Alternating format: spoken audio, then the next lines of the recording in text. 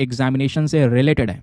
Entrance examination का जो pressure है वो अभी भी लोगों पे बहुत ही ज़्यादा बड़े लेवल पर आपको देखने को मिलेगा, जिसमें फैमिली की चिंता, बाकी सारी चीज़ों के यहाँ पर इश्यूज़, पैसा कैसे कैसे दिया गया है, ऐसे बहुत सारे प्रेशर एक बच्चे के माइंड पर आता है, जिसका जो रिजल्ट है वो यहाँ पर निकल कर आता है कि वो अपने जीवन को समाप्त कर लेता है।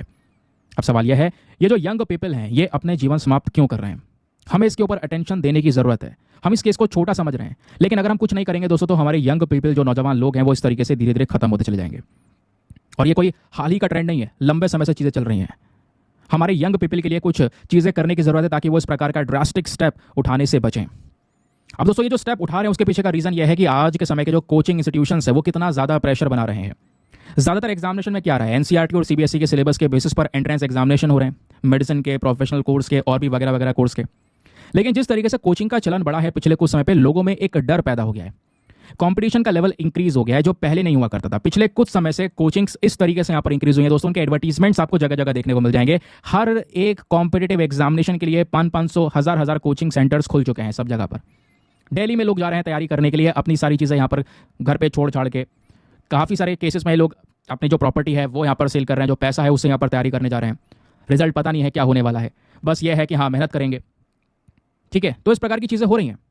लेकिन दोस्तों ये जो कोचिंग सेंटर्स बड़े हैं और इनके जो मेथड्स आज के समय पर देखने को मिलेंगे जो ये सेंटर्स में अपना रहे हैं, ये भी एक मेन कारण बना है कोटा में बच्चों के इस कदम उठाने के पीछे का।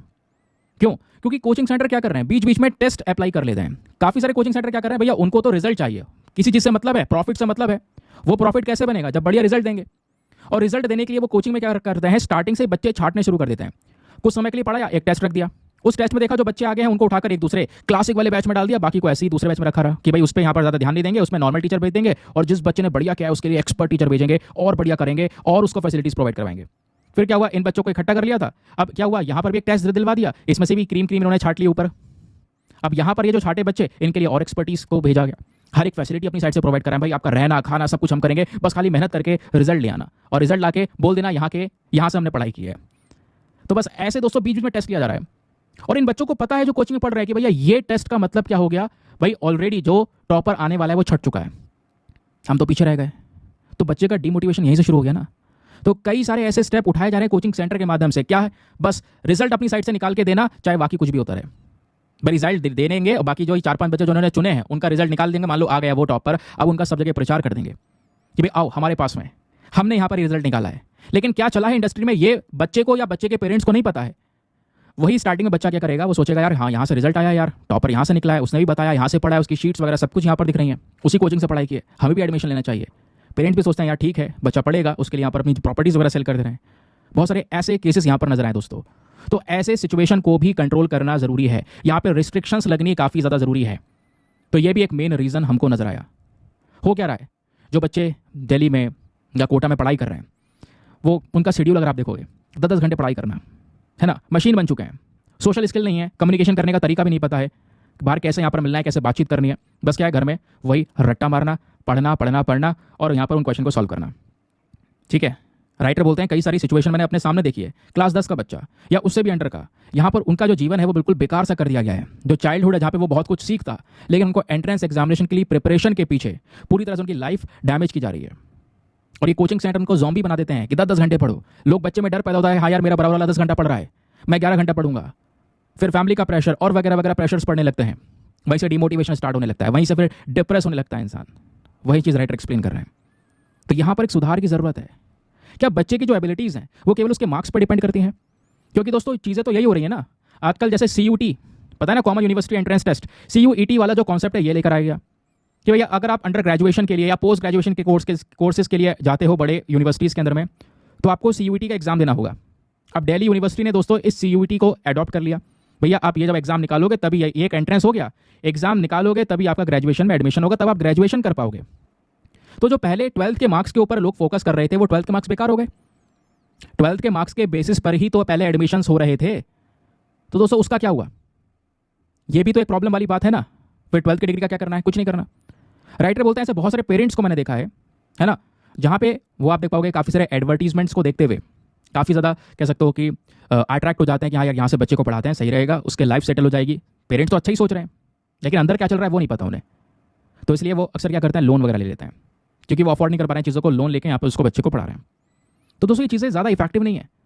आप यहाँ पे सालों साल आप CUET के ऊपर में स्कोर निकालने में यहाँ पर लग जा रहे हो। पहले ये नहीं था, बट आप CUET का एग्जाम दो ग्रेजुएशन अंडर ग्रेजुएशन के अंदर में जाने के लिए। और एट द लास्ट इसका विक्टिम कौन बन रहा है? बच्चे बन रहे हैं, जो फ्यूचर हैं, इस दुनिया के फ्यूचर हैं, इंडिया के फ्यूचर हैं। तो स्टूडेंट ने जो अपना इतना टाइम दिया है, इतना अच्छे से पढ़ाई की है, 12th क्लास के अंदर में इतना सब कुछ निकाला है, उसके मार्क्स कोई मैटर नहीं करता। दूसरी बात दोस्तों, ये जो स्टूडेंट्स हैं, इन्होंने इतना ज़्यादा स्कूल में पढ़ाई की है, 12 साल यहाँ पर स्कूलिंग की है, तो उस स्कूल का क्या चीज़ हुआ? स्कूल का क्या फ़ायदा हुआ? है ना, वो चीज़ वहाँ पर भी तो चीज़ें सिखानी चाहिए थी। अदरवाइज आगे आके यहाँ पर ये काम करना पड़ा है, फिर से टाइम देना पड़ रहा है, फिर से सब कुछ निकालना पड़ रहा है, दोबारा से शुरू से पढ़ाई करनी पड़ रही है, फिर एग्जामिनेशन निकल रहा है। तो स्कूल्स में क्या किया जा रहा है? वहाँ पर भी हमें एक इंफ्रास्ट्रक्चर सुधार करने की ज़रूरत है, बढ़िया टीचर्स को रिक्रूट करने की ज़रूरत है। अगर ज़रूरत है एंट्रेंस एग्जाम तो दीजिए, अदरवाइज ज़रूरत नहीं है तो मतलब आप ज़बरदस्ती क्यों उसमें डाल रहे हो एंट्रेंस एग्जाम? जब आप यहाँ पे 12 ईयर्स की पढ़ाई की है, उसके बेसिस पर यहाँ पे आपका 12th क्लास तक का स्कोर है, उसको आप बिल्कुल नेग्लेक्ट कर रहे हो, नलीफाई कर रहे हो। तो ऐसा करना भी सही नहीं है ना। क्लास 12 के जो बोर्ड एग्जामिनेशंस हैं, इनको भी थोड़ा कंसिडर करना चाहिए, जिससे बच्चा स्टार्टिंग से पढ़ाई करेगा, बहुत सारी चीज़ें जानेगा। और इस केस में हम क्या कर सकते हैं, अगर ये भी कुछ नहीं तो एक बच्चे का पर्सनल इंटरव्यू की एबिलिटीज़ पर आप उसको एडमिट करो। ऐसा नहीं कि केवल आप यहाँ पर जो उसके मार्क्स आ रहे हैं, पढ़ाई कर रहा है, रट्टाफिकेशन कर रहा है, उसके बेसिस पर लोगे, थोड़ा आप पर्सनल इंटरव्यूज भी चीज़ों को इसमें इंक्लूड करो। जैसे सेंट स्टीफन कॉलेज, जिसके प्रिंसिपल हैं राइटर, ये बोलते हैं हमने क्या कर रखा है, हमने कोई ऐसा चीज़ें लगा ही नहीं रखी है, हमने केवल पर्सनल इंटरव्यू जैसी चीज़ों को यहाँ पे ऐड कर रखा है। और 70 साल से यही चल रहा है। बच्चे को यहाँ पर एक सबसे बड़ा एग्जामिनेशन का तरीका यही है कि उसका पर्सनल इंटरव्यू लिया जाए, पैनल बैठाया जाए, बातचीत करेगा बच्चा, इंटरेक्ट करेगा, स्माइल भी करेगा, चीज़ों को समझेगा भी, उसको सजेशन भी मिलेगा, कोई मतलब लास्ट में ऐसा सजेशन भी मिलता है ना, तो ऐसे पर्सनल इंटरव्यू के तौर पर सजेशन भी मिलेगा। तो वो खुश रहेगा कि हाँ मैंने इंटरव्यू को अटेंड किया, ये मेरी एबिलिटीज़ है, मुझे कमियां जानने को मिली। अदरवाइज जो ऐसे लिखित में पेपर हो, रट्टाफिकेशन करो, जाओ लिखो, उसमें कोई ज़्यादा इतना फायदा नहीं है। आप सोच रहे हो पर्सनल इंटरव्यू बहुत आसान है, इतना आसान नहीं है, टाइम कंज्यूमिंग प्रोसेस है। तो ये काम हम कर सकते हैं। हर एक बच्चे की एबिलिटी को जानने का तरीका यही है, उसको सामने से बैठ कर भांपना, या केवल रट्टा करवा कर केवल एग्जामिनेशन देना, वो राइटर का कहना है। तो पर्सनल इंटरव्यू हमारे एंट्रेंस एग्जामिनेशन का एक अहम हिस्सा बनाना होगा, अगर हमें यंग पीपल को खत्म होने से बचाना है तो। क्योंकि कई सारे शार्प माइंडेड भी यहाँ पे दोस्तों इसका शिकार बन चुके हैं, ऐसे डिप्रेशन का शिकार बन चुके हैं। तो हमारे teachers, parents, policy maker, parliamentarians, इन सबको साथ में आना होगा, कुछ लेसन सीखने होंगे और ऐसी नई चीज़ों को इसमें इंक्लूड करना होगा। आपके क्या सजेशन है? आप यहाँ पे राइटर से कितने सहमत हो, या इसमें कुछ ऐड ऑन वगैरह करना चाहते हो? क्योंकि मैंने तो यहाँ पर राइटर के जो पॉइंट ऑफ व्यूज है वो आपको समझा दिए।